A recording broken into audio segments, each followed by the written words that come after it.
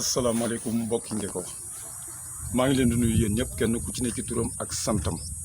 chronique gu tey bi nag dama ko def see ci autoroute à péage bi lu tax ma def si ko fii mooy dama bëgg a ñëw ba ci tool bi nga xam ne tool Mama Sow la te tool bi ñu récupéré ko jox ko benn libanais bi bëgg ko exploité mu am ay peine yu am solo mu bëggoon nag avant may continuer chronique bi peine yëpp ñu filmel ma ko ba pare ma door a jàllale chronique bi.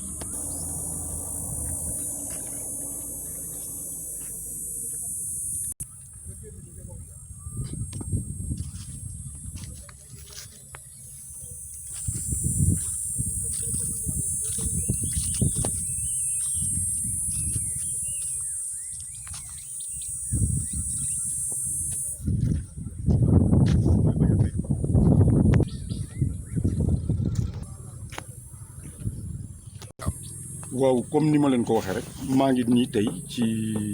tool Mama Sow mu jege autoroute bi à presque 300 et quelques mètres ñu am ci par le biais des services de l'AGEROUTE ne ñoom 100 mètres la ñu soxla droite ak gauche côté bu ci ne li ci des intéressé wu leen ñu gis ne morceau yooyu fa des moom la ñu téye di ko jaay di ci def du n'importe quoi. te ñun dafa am lu ñu xam muy suufu domaine national bu demee ba ñu mettre ko en valeur borom yor ay këyitam taxaw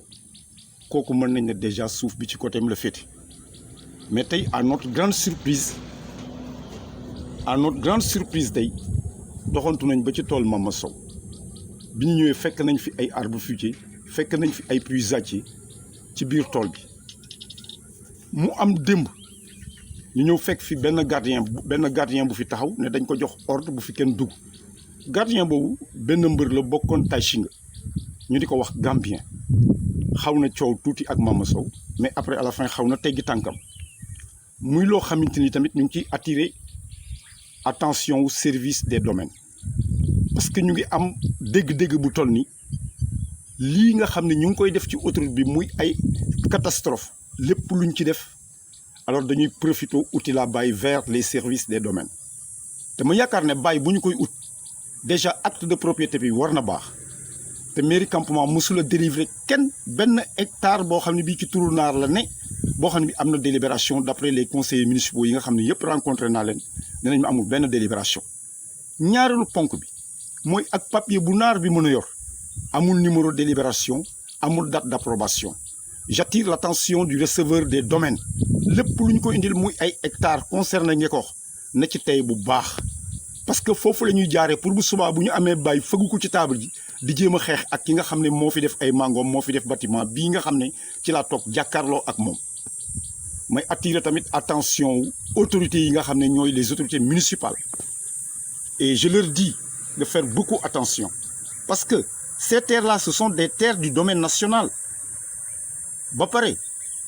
ñi ko mettre en valeur depuis longtemps ñoom nañu leen bàyyi ak suuf si ñi exploité ko li nga xam ne nag alors dédommagé nañ ko te mu bokk ci autoroute à péage bi bokk ci li AGEROUTE mentionné loolu xel xalaatul sax di ci discuter ak kenn te it du seen rôle ñoom ñuy jël ay hectares di ko attribuer ay naar seen rôle mooy protéger les biens et la sécurité des populations may wax ni encore une fois de plus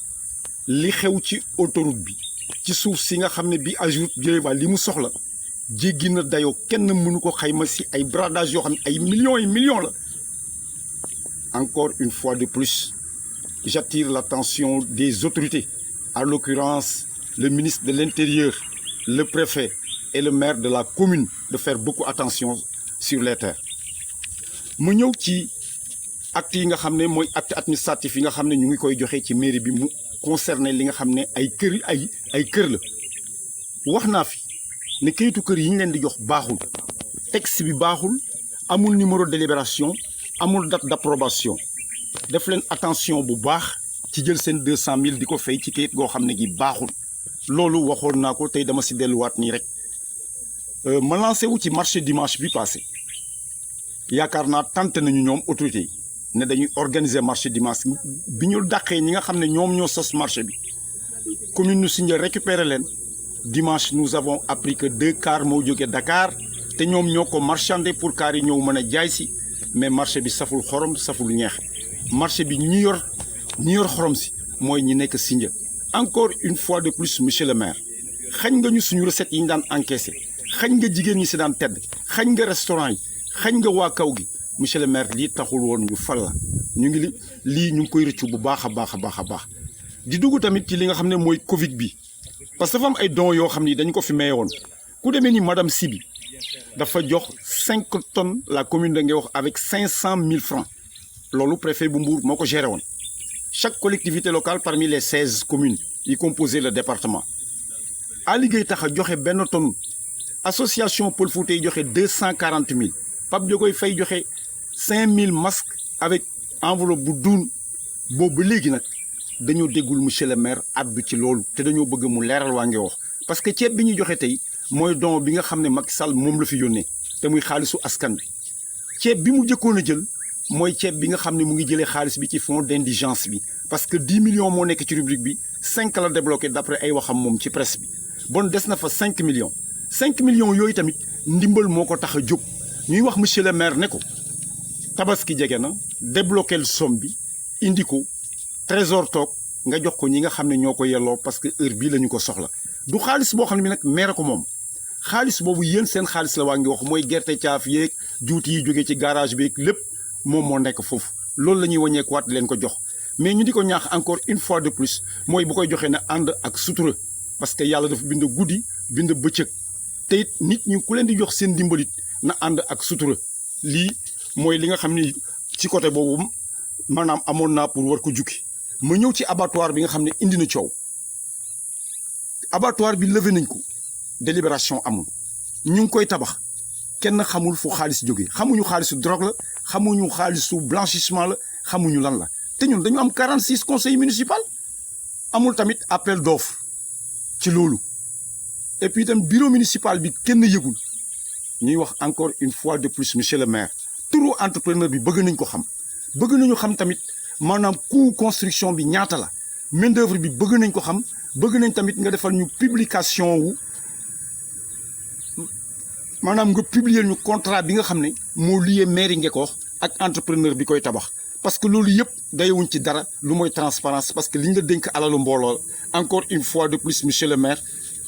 yaa am pour war a leeral askan wi yaa 46 conseils municipaux yi kenn laa ci interpellé muy Massamba Dieng pourquoi ma interpellé ko dama ko interpellé ci finance yi pour mu wax fan la jóge parce que conseil municipal la mooy président commission des finances bon donc war na mën a wax beneen bi ci topp muy la commission domaniale ñoom it war nañu mën a wax ci lan suuf si ñu joxe ñaata mètre la est-ce que ñoom ñoo ko joxe sur votre délibération parce que ñoom ñoo war a wàcc sur le terrain vérifier ba xam am nañ ko buñ ko amee ñu door ko indi poser ko conseil municipal bi conseil bi délibéré ko maa ngi soxla nag leeral askan wi mën a xam tamit fan la gindee ko mbokki Ngéox maa ngi leen di nuyu di leen jox dig daje beneen alxames ci beneen chronique wasalaam